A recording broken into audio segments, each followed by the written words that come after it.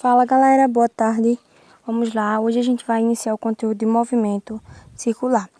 O movimento circular é aquele tipo de movimento em que o objeto ou um ponto material ele se desloca numa trajetória circular, fazendo deslocamento sempre em circunferência ou um arco de uma circunferência. Até agora, a gente tinha visto os movimentos retilíneos, tá? Em que os objetos, as partículas, elas se deslocavam em linha reta. O que é necessário que a gente entenda quando a gente fala de movimento circular? O vetor velocidade ele é um vetor tangente à trajetória, tá?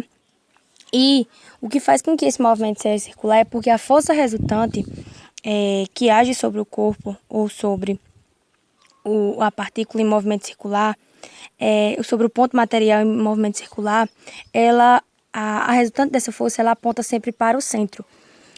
Quando a gente tem uma força e essa força ela aponta sempre para o centro, ou seja, nesse caso ela é perpendicular ao vetor velocidade.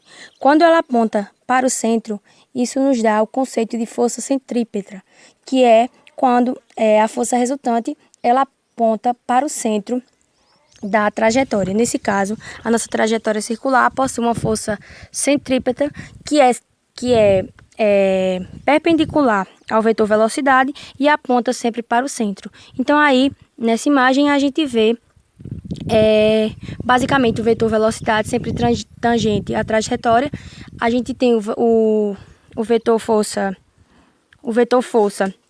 apontando sempre para o centro e faz com que a gente tenha esse movimento circular através dessa força centrípeta. E a gente tem alguns exemplos de objetos que fazem um movimento circular. A gente tem um disco, uma roda gigante, o ponteiro de um relógio.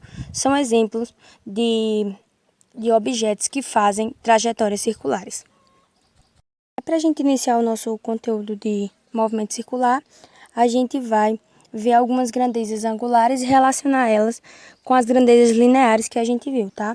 Então, a primeira grandeza que a gente vai ver é a grandeza de deslocamento angular, que é representado por esse θ, tá? Então, é o quanto que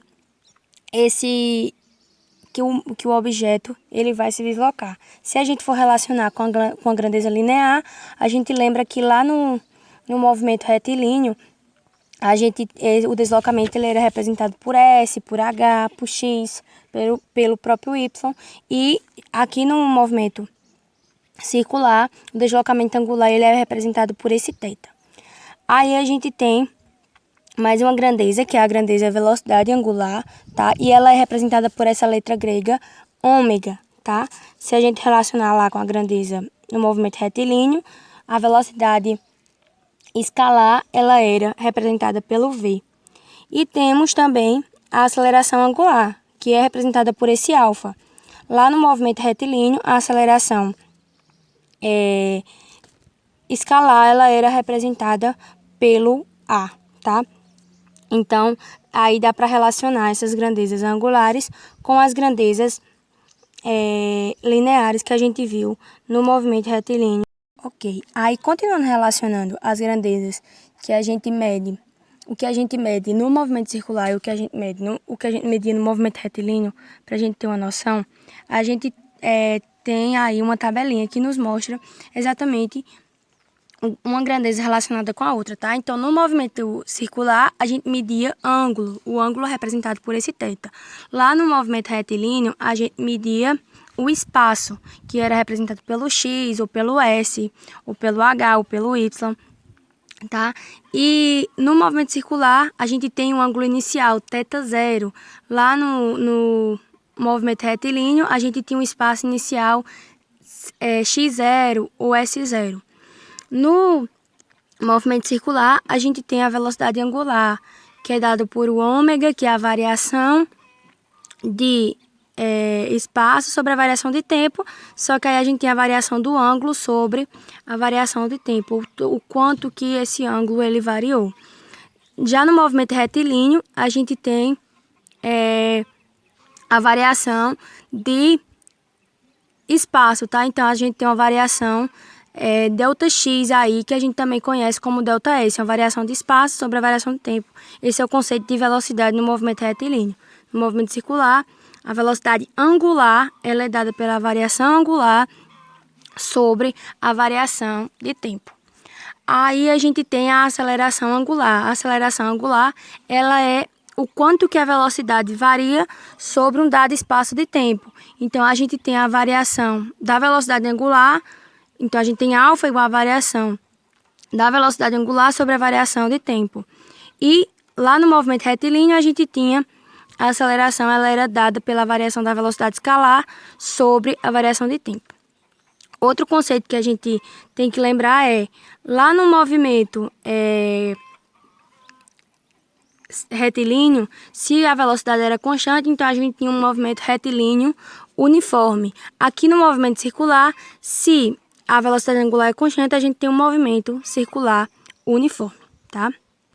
E agora a gente vai para outro conceito que é de extrema importância no estudo do movimento circular, que é o conceito de espaço angular. Então, aí a gente tem uma circunferência.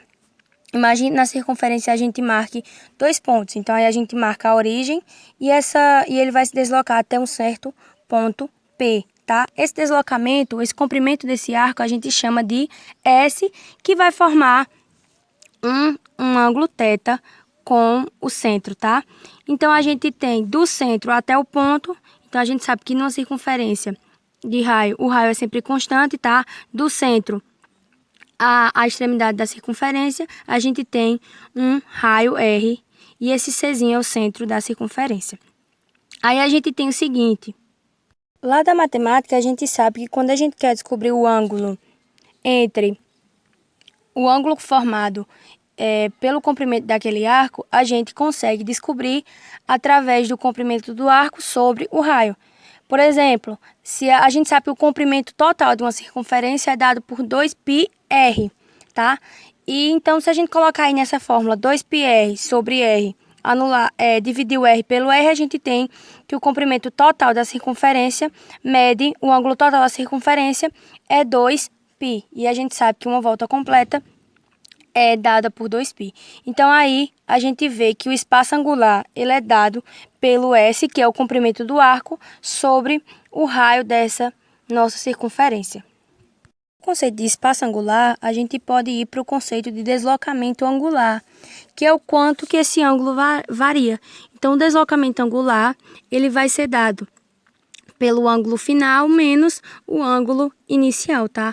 Então, a gente sabe que o deslocamento do ângulo vai ser, a gente acabou de ver que o espaço angular ele é dado pelo comprimento do arco sobre o raio. Então, a gente tem a variação do deslocamento angular, ou seja, a variação do ângulo vai ser a variação do comprimento do arco sobre o nosso raio. Aí a gente tem o conceito de velocidade angular. A velocidade angular, ela vai ser o quanto que esse ângulo varia num dado espaço de tempo.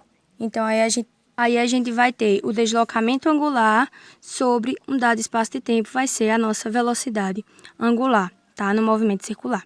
Aí temos também o conceito de aceleração angular. A aceleração vai ser o quanto que a velocidade angular, ela varia num dado espaço de tempo. Então, a gente tem a aceleração angular média, vai ser a variação da velocidade sobre um dado espaço de tempo, sobre um dado tempo, desculpa.